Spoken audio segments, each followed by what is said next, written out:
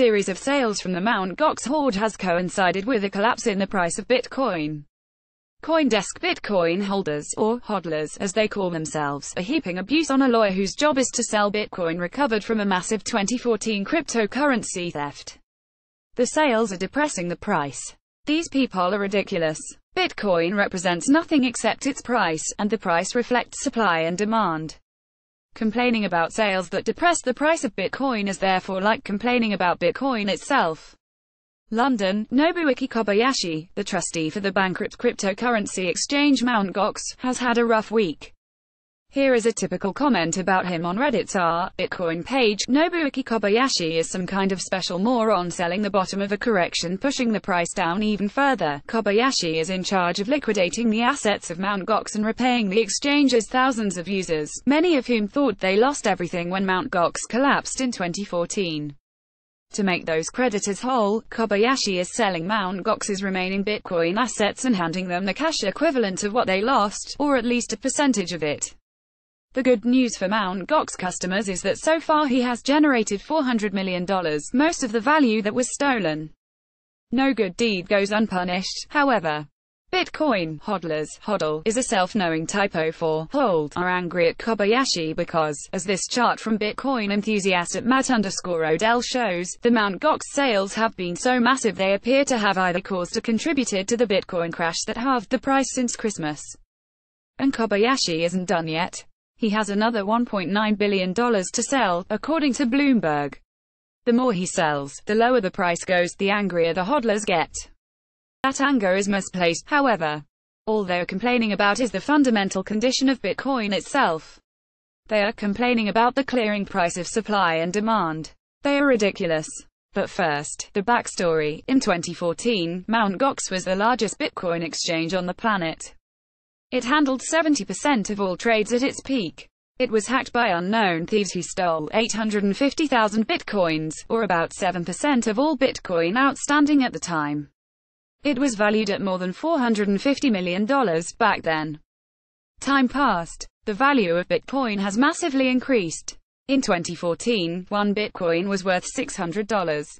Today the rate is around $9,000 to 1,500% increase. About 200,000 coins were recovered, unstolen, from the Mt. Gox mess. That was a stroke of luck for creditors, because those 200,000 coins are worth more now than the 850,000 coins were worth at the time of the hack. They're now worth enough, more than $2 billion, to pay back everyone who lost Bitcoin in the 2014 theft. Hooray! But no, every time Kobayashi sells a piece of the Mt. Gox hoard, the massive scale of the sales tanks the price of Bitcoin. Nobody can be this clueless, says Reddit user Michelle Mex. Like an auction, why even use an exchange? Ridiculous, adds Childish for Life. A big part of their complaints is that Kobayashi sold the coins on an exchange, getting the spot market price. The angry hodlers say he should have used an auction process or perhaps quietly placed chunks of the hoard in private sales, not via an exchange. That way, they say, the hoard could have been sold incrementally so that the price would not go through the sudden collapses that make them all poorer.